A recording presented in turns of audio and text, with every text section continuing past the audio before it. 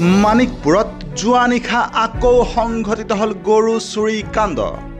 বঙাইগাঁও জিলাৰ মানিকপুৰ আৰক্ষী থানাৰ অন্তৰ্গত মানিকপুৰ চাৰিআলিৰ ওচৰতে অৱস্থিত যি বৰিপাৰা গাঁও, এই বৰিপাৰা গাঁৱৰে এঘৰ মানুহৰ ঘৰতে সংঘটিত হৈছে যোৱা নিশা দুটাকৈ গৰু চুৰি কাণ্ড।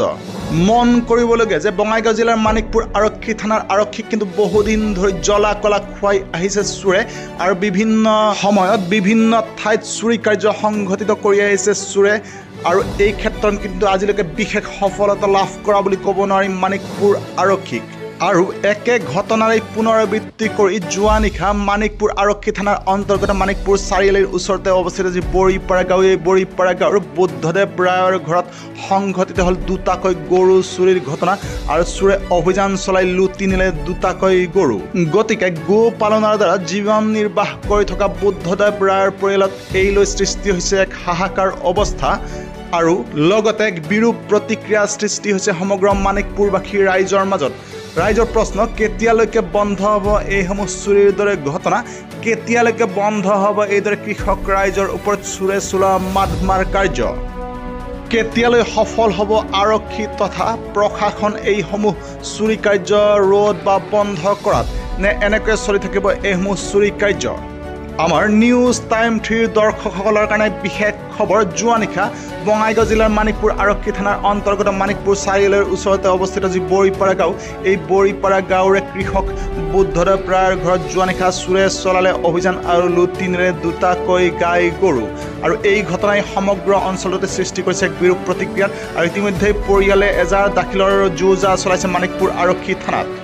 মন কৰিবলগীয়া যে মানিকপুৰ আৰক্ষী থানাৰ অন্তৰ্গত বিভিন্ন অঞ্চলত কিন্তু চেৰাকাকৈ সংঘটিত হৈ আছে বিভিন্ন ধৰণৰ চুৰি কাৰ্য, আৰু এই লৈ সচেতন ৰাইজৰ মাজত সৃষ্টি হৈছে এক প্ৰতিক্ৰিয়া। ৰাইজৰ প্ৰশ্ন, কেতিয়ালৈ সকাহ পাব ৰাইজে আৰু কেতিয়ালৈকে বন্ধ হ'ব এই ধৰণৰ চুৰি কাৰ্য?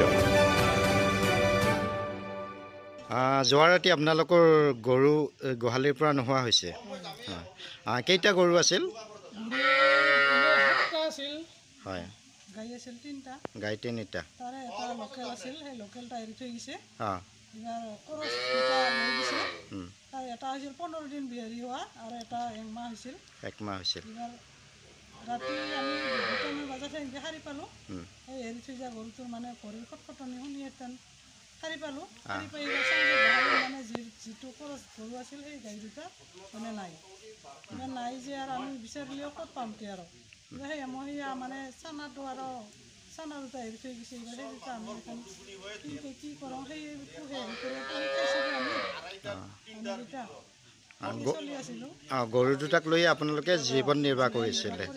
হয় হয় হয়। কি কৰোঁ ইতিমধ্যে আপোনালোকে থানাত এজাহাৰ দাখিল কৰিছেনে? এজাহাৰ দাখিল কৰা নাই, 10টা বজাত কৰিবহে আৰু যাব। 10টা বজাত যাব কৈছে। ৰাতি কিবা সাৰ শব্দ পাইছিল নে? মানে যিটো লোকেল গাই মানে এৰি থৈ গৈছিল সেইটোৰ মানে খটখটনি শুনা পাইছোঁ, বা এৰি দিছিল গলৰ পাৰে এৰি দিয়াতে বাহিৰত মানে গাউৰি আছিল, ধৰবাই খুজিছিল না এৰাই পৰিছে না ভয়ে খাইছে কি কৰিছে বা সেনেকৈ। এইবাৰ আমি উঠিলোঁ, উঠি চাওঁ যে গোহালিত মানে যি দুটা আমাৰ খৰচ গাই আছিল সেই দুটা আমি দেখা পালোঁ। আৰু মুখ্যমন্ত্ৰীক কিবা আহ্বান জনাব?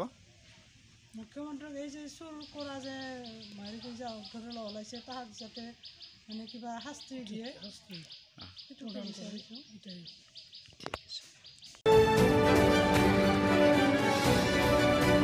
মানিকপুৰৰ পৰা নিন্তু কুমাৰ ৰায়ৰ ৰিপৰ্ট, নিউজ টাইম 3।